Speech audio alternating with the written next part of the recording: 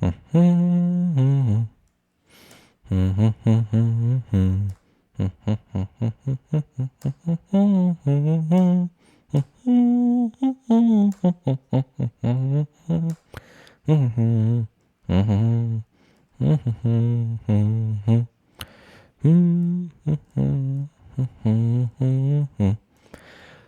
right, looks like we're live. So today I just want to cover something that I've been talking about for a few months on this channel, which are the defective keyboards with the new MacBook and MacBook Pro models. These models, ever since 2015, have used something called a butterfly keyboard. It's a way of making the machine like a teeny tiny bit thinner at the cost of durability and sanity if you care about how your keyboard sounds. Not only is that keyboard a loud keyboard, it's loud with an obnoxious noise. So I've talked about this at length, and I've talked about the fact that they fail a lot. And you can see some of the previous videos I've done on the topic here. So this is one of the first videos that I did on it. In March, we need to talk about the failing keyboards in these new MacBooks, where I specifically addressed how I thought this was a serious problem and why I thought it was a serious problem. I went over the fact in this video that not only do these keyboards fail at considerably higher rates, but also that it's really, really difficult to repair the keyboard on this model MacBook versus previous MacBooks, as well as virtually any other PC. The keyboard itself is riveted into the case in a manner that is really miserable. You need to have these little Exolite 175M fine tip snippers and go to rip out a bunch of tiny little rivets in order to replace the keyboard. If this were a machine where the keyboard were just 4 or 10 screws, that's one thing, it sucks, but you can kind of maintain it yourself. But these, they're really difficult for the end user, and honestly, they're really difficult for many repair shops. So a lot of people on independent forums have been talking about this as an issue, and I pointed out some of the forum threads that are over 9 pages on it, and as usual, you've got the standard apologist going, why didn't you buy AppleCare? You snooze, you lose. Why were you snoozing? And there are the typical people who like this post rather than kind of doing any little bit of research to figure out if there were actually increased failures on this keyboard. And it's very obvious why there are increased failures in this keyboard. If you take it apart, these keys are almost put together like the iPhone 4 power button and volume buttons that used to die if you looked at them the wrong way. It's kind of like a keyboard of iPhone 4 volume buttons. It's just, I don't know why anybody would ever think this is a good idea. This technology it's just not ready for prime time in the way that they implemented it. Now, there are a lot of people outside of forums that have mentioned how bad this is, and rather than acknowledge it, rather than say, you know what, it seems like we've come out with a $2,700 machine that has a tendency for its primary user interface to fail within 1 to 2 years, and if you want to attach your own external keyboard, you can't do so without buying a $70 dongle.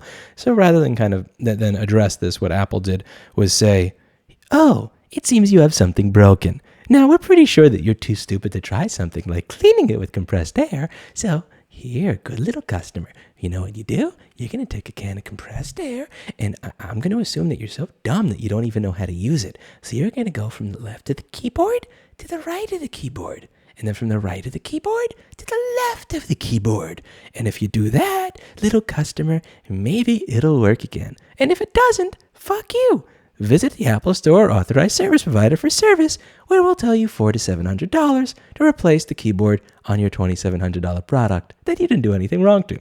And what was interesting to me when this first started happening was I thought that I really did think that this was something that the customers were doing because, as any of you know, I'm used to having lying customers every single day. People would show up and say, my keyboard's not working, and I go, did you spill anything? And they go, no, I've never spilled anything. I've never gotten any water or coffee or Coca-Cola near my computer, sir. I've never gotten anything in it at all. Oh, no, me. I treat my machine very nicely. And I would open it, and it would smell like Starbucks or cat piss, or it would be corroded and green. I know people lie. I am aware of that. Dr. House is damn correct. And you see it on a regular basis on my channel. But I'd open up these new machines and I'd realize that not only was there no liquid damage, there was no sign of physical damage either. They were just dying because, well, they're Macs, and that's what they do. So I knew this was going to be a serious issue at some point because people who treated their machines immaculately were having this issue. Now, as usual, there are, you know how they have those stages of grief? Like I forget if it's like the 10, 9, or 12-step process for grief. There's the exact same, and the same thing that they have with Alcoholics Anonymous, and the same thing happens with Apple products. So the first thing that happens is that there is an issue with the product. And when there is some sort of issue with the product, what they will do is they will blame the victim. You snooze, you lose. why were you snoozing? Or you can't expect a company to warranty something longer than a year. Like, oh my God, what's wrong with you? Or you're using it wrong, or you were mean to it, or you're just a small sample size. It's just, this only happened to like 3 or 5 people. What are you talking about? That's the first stage, is blaming the user. Then the second stage is typically saying that it only happened to a few people. The third stage is them coming up with some ridiculous solution. And here it's, like, take compressed air and clean it. You fucking pleb that's probably too stupid to know to use compressed air on a keyboard yourself. The fourth thing that they will do is get sued. And that happened here. So class action lawsuit, and there were other firms that filed as well. And then the final stage is admission. They will admit that they have a problem. And they always use the same vocabulary here. Apple has determined that a small percentage of keyboards in certain MacBook and MacBook Pro models may exhibit one of the following behaviors. Letters or characters repeat unexpectedly. Letters or characters do not appear. Keys feel sticky or do not respond in a consistent manner. Damn straight they don't. And Apple or an Apple authorized service provider will service eligible MacBook and MacBook Pro keyboards free of charge. The type of service will be determined after the keyboard is examined and may involve the replacement of one or more keys or the whole keyboard. They're going to be replacing the whole keyboard. You bet that Apple is not going to be Desync audio. What?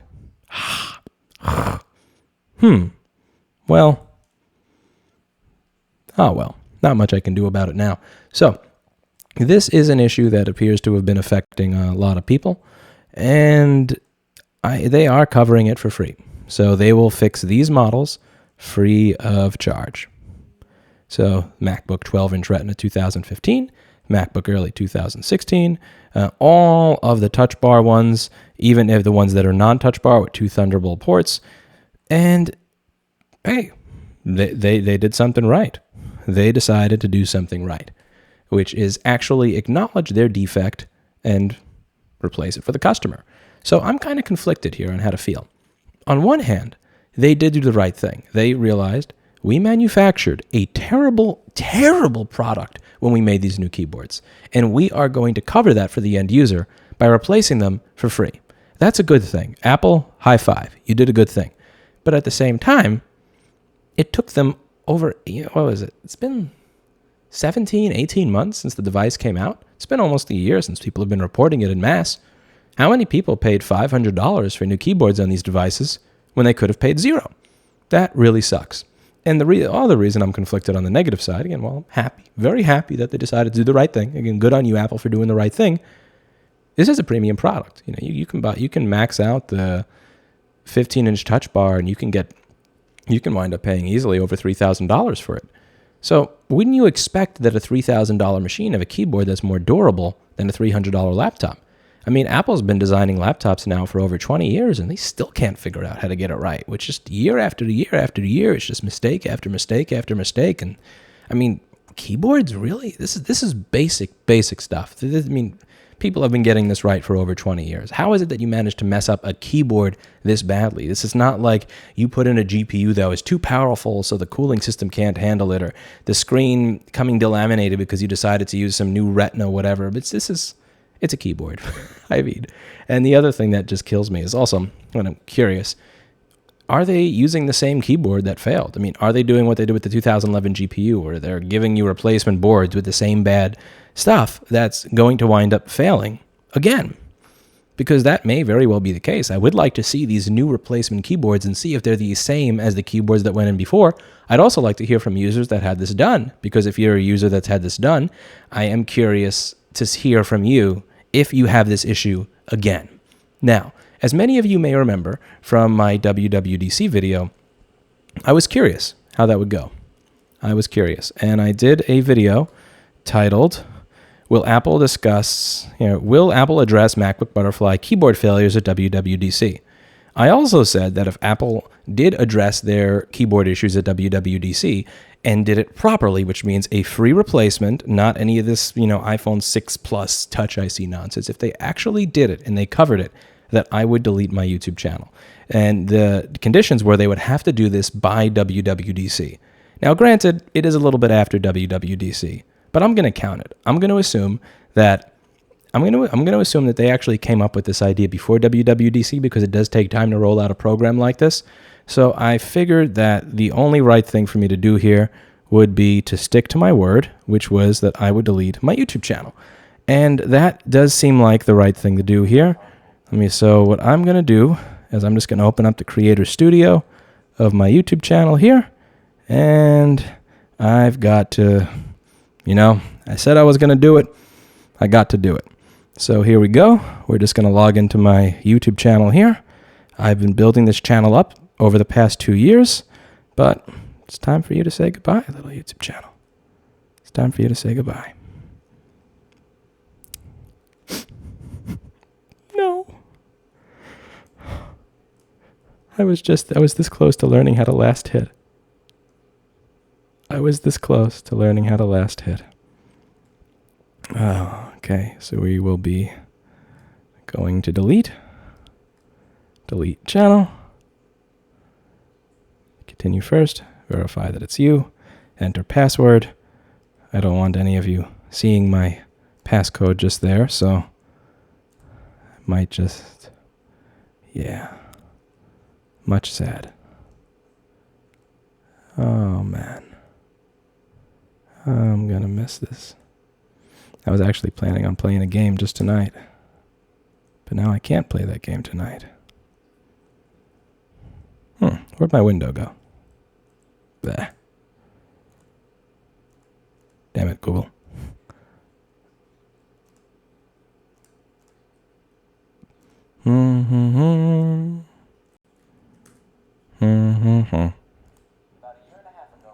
Ah, shut up.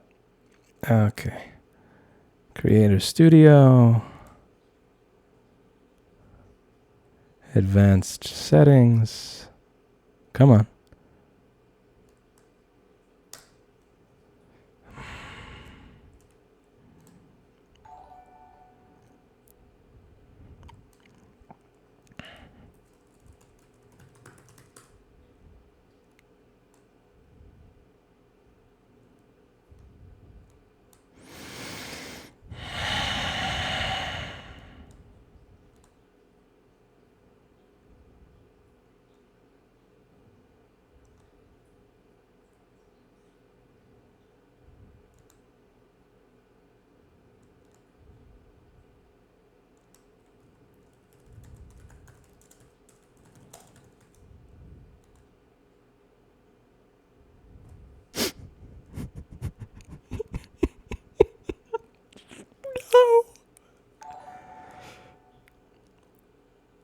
Thank you, Gus.